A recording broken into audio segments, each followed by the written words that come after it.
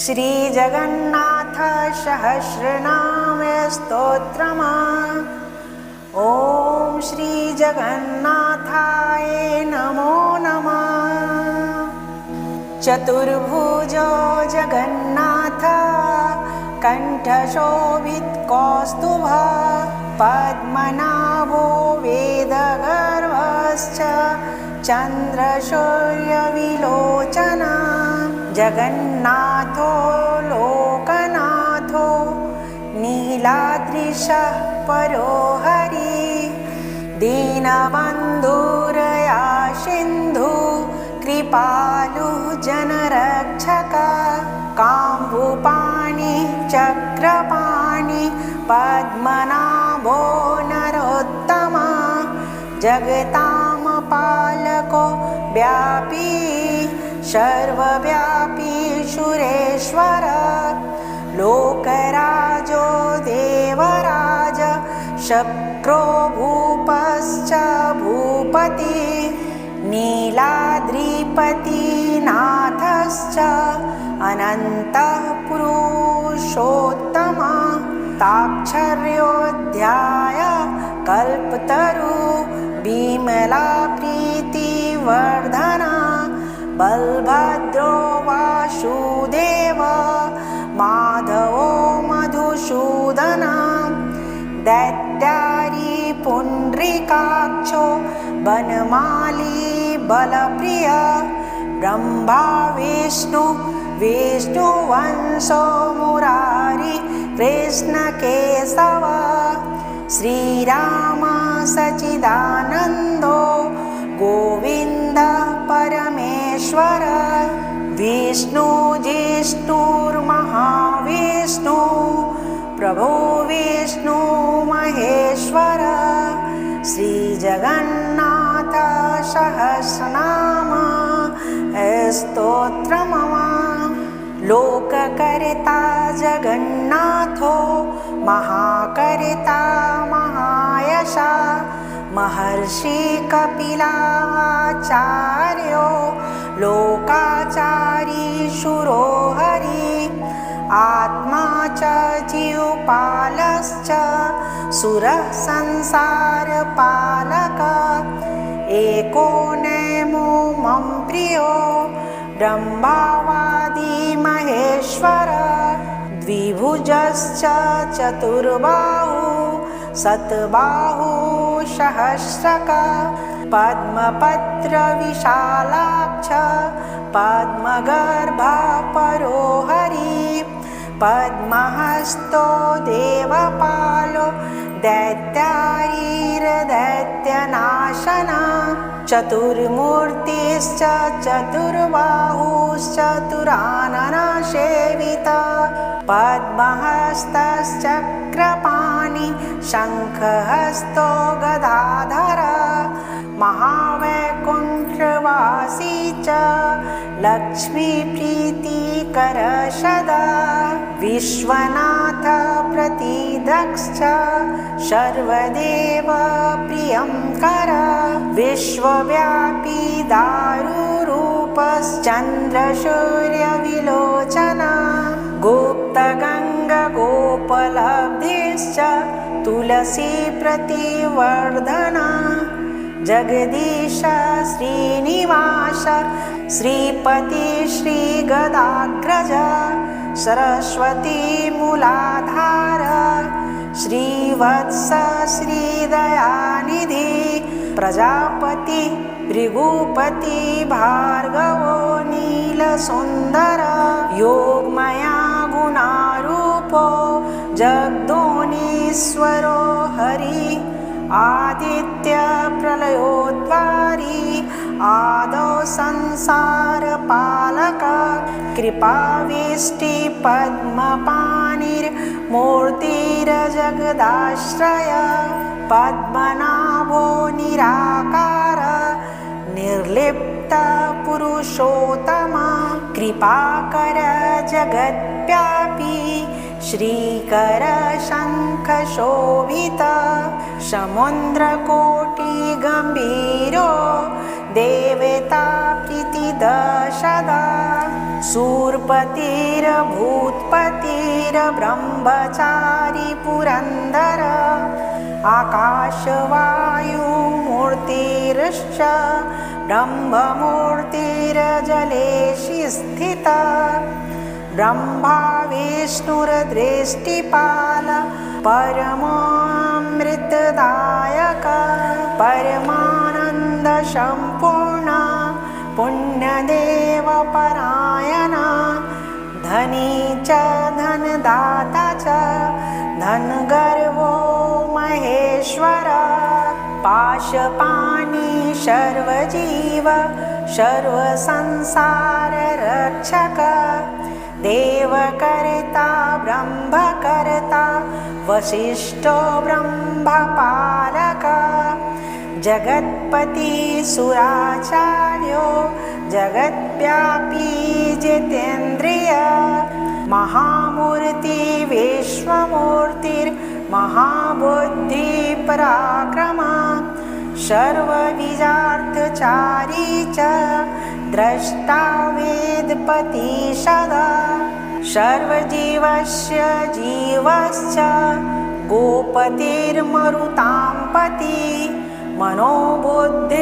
मनोबुद्धिरहङ्कार कामदी क्रोधनाशन कामदेव कामपाल कामङ्ग कामवल्लभ शत्रुनाशी कृपासिन्धु कृपालु परमेश्वर देवत्राता देवमाता भ्राता बन्धु पिता सखा बालवृद्धस्तनूरूपो विश्वकर्मा बलो बल अनेकमूर्ति सन्ततं सत्यवादी शताङ्गति लोकब्रह्म बृहद्रहा स्थूलब्रह्म सुरेश्वर जगद्व्यापी सदाचारी सर्वभूतश्च भूपति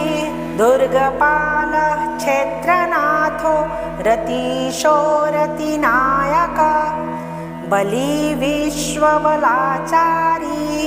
बल्दो बली वामन दर्हास्र शरच्चन्द्र परमा परपालक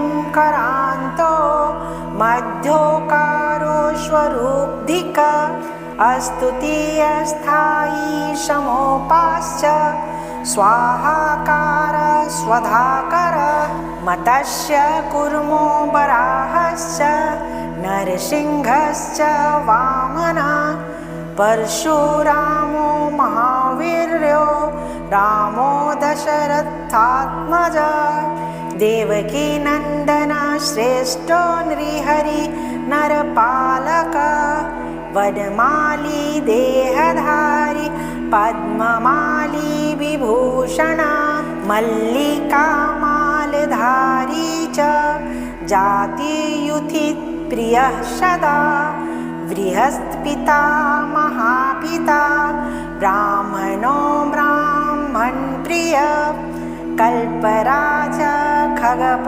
खगपतिर्देवेशो देववल्लभ परमात्मा बलोराज्ञं मङ्गल्यं सर्वमङ्गल्य सर्वबलो देहधारी राज्ञं च बलदायक नानापक्षिपतङ्गानां पावन परिपालक वृन्दावनविहारी च नित्यस्थलविहारक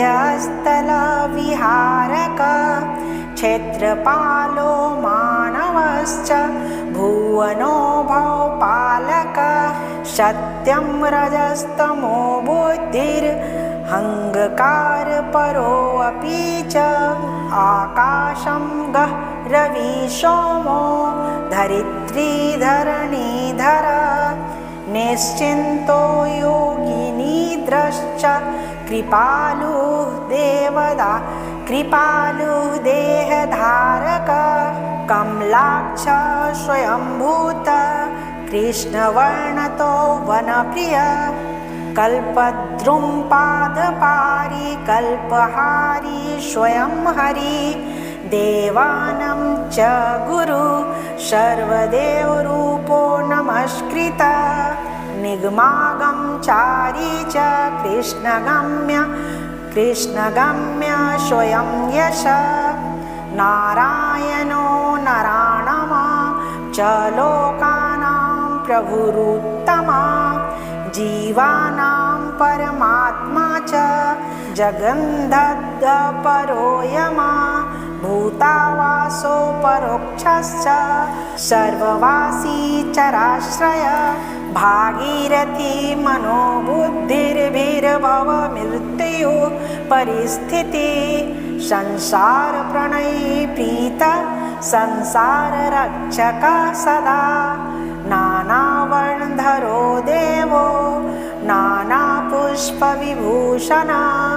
नन्ध्वजो ब्रह्मरूपो ग्रीवासी गणाधिप मायाधरो वर्णधारी योगी स श्रीधरो हरि महाज्योतिर्महावीर्यो बलवांश्च बलोद्भवा भूतकृद्भवनो देवो ब्रह्मचारी सुराधिप सरस्वती सुराचार्य सुरदेव सुरेश्वर अष्टमूर्तिधरो रुद्र इच्छामूर्ति पराक्रमा महानागपतिश्च पुण्यकर्मा तपश्चर दीनपो दीनपालश्च दिव्यसिंहो दिवाकर अनभोक्ता सभोक्ता च हविर्भोक्ता परोपर मन्त्रोदो ज्ञानदाता च सर्वदाता परो हरि पररिद्धि परधर्मा च सर्वधर्म नमस्कृत क्षमादश्च दयाश्च सत्यपालक कंसारी कैशिनाशी च नाशनो दुष्टनाशन पांडव प्रीतिदस्व च परमा परपालक सनातनो महाब्रह्मा फलद कर्मचारीणां परमानंद पररिद्धि परमेश्वर शरणा सर्वलोकानां सर्वशास्त्र परिग्रह धर्मकीर्ति धर्मः धर्मो धर्मात्मा धर्मबान्धव मनकर्ता महाबुद्धिर्महाहिम दायक भूर्भुवस्वो महाभूमिर्त भीमो भीम पराक्रमा यत्यभूतात्मको देव पद्यमूर्ति परात्पर विश्वाकारो विश्वगर्भ सुरामन्दो सुरेश्वर भुवनेश सर्वव्यापी भवेश भवपालक दर्शनीयश्चतुर्वेद शुभांगो लोकदर्शन श्यामल शान्तमूर्तिश्च सुशान्तश्चतुरोत्तमा समाप्रीतश्च प्रीतियुजोऽथर्ववर्णाप्रिय श्यामचन्द्रस्य तु मूर्तिश्चतुर्बाहुश्चतुर्गति महाज्योतिर्महामूर्तिर्महाधामा महेश्वर अगस्तिर्वरदाता च सर्वदेव पितामह प्रह्लादस्य प्रीतिकरो ध्रुवाभिमानतारक मण्डितसुतनुर्दाता साधुभक्तिप्रदायक ओंकारस्य परं ब्रह्म ॐ निरालम्बनो हरि सद्गति परमोहंसो जीवात्मा जननायक मनिश्चात्यन्त श्रीचत्हारी मनोज्ञाश्च पधारक ब्राह्मणो ब्रह्मजाति नामेन्द्रियाणि नाम गतिः प्रभु त्रिपदादुधर्वसम्भूतो विराट चैव सुरेश्वर परात्परः परः पाद पद्मस्थकमलासन नानासन्देहविषयस्तत्त्वज्ञान नाभिनिवृत सर्वज्ञस्य जगद्बन्धुर्मनोजज्ञानतारक मुखसम्भूत विप्रस्तु वासम्भूत राजक उरोवैश्य पदोभूत शूद्रो नित्योपनित्यक ज्ञानी मानी वर्णदक्ष सर्वदा सर्वभूषित अनादिवर्ण संदेहो नानाकर्मोपरिस्थित शुद्धादिग्धर्म संदेहो ब्रह्मदेह स्मितानन शुद्धादिधर्म संदेहो ब्रह्मदेह स्मितानन शम्बरारिर्वेदापति सुकृत सत्त्ववर्धना सकलं सर्वभूतानां सर्वदाता जगन्माया सर्वभूतहितैषी च सर्वप्राणिहिते रत सर्वदा देहधारी च बटको बटुकः सदा सर्वकर्म विधाता च ज्ञानद करुणात्मक पुण्यसम्पत्तिदाता च कर्ता हर्ता तथैव च सदा नीलाद्रिवासी च नताशुच्च पुरन्दर नरो नारायणो देवो निर्मलो निरुपद्रव ब्रह्मशम्भुशूरश्रेष्ठ काम्बुपाणिर्बलो अर्जुन जगत्ताता चिरायुश्च गोविन्दो गोपवल्लभ देवो देवो महाब्रह्मा महाराजो महागति अनन्तो भूतनाथश्च अनन्तभूतसम्भव समुद्रपर्वतानां च गन्धर्वाणां तथाश्रय श्रीकृष्णो देवकी पुत्रो मुरारीरवेणुहस्तक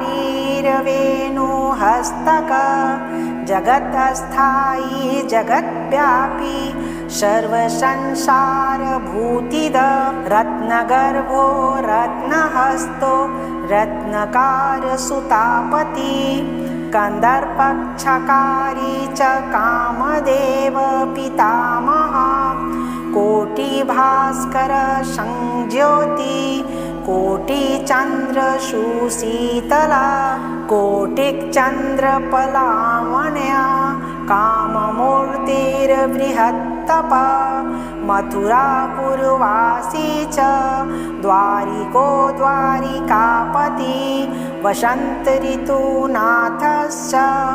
माधव प्रीतिदः सदा श्यामबन्धुर्घनश्यामो घनाघनसंधुत्ति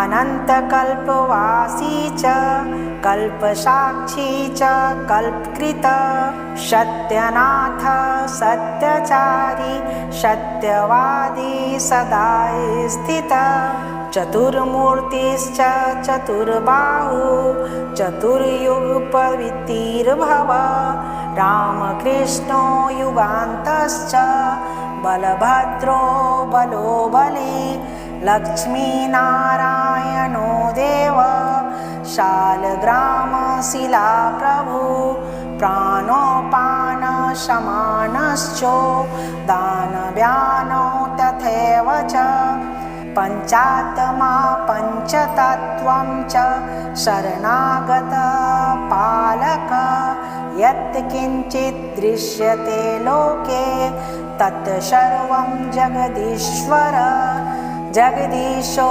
महाब्रह्मा जगन्नाथाय ते नमः जगदीशो महद्ब्रह्मा जगन्नाथाय ते नमः जगदीशो महद्ब्रह्मा जगन्नाथाय ते नमः इति श्री जगन्नाथ सहस्रनाम स्तोत्र संपूर्णम्।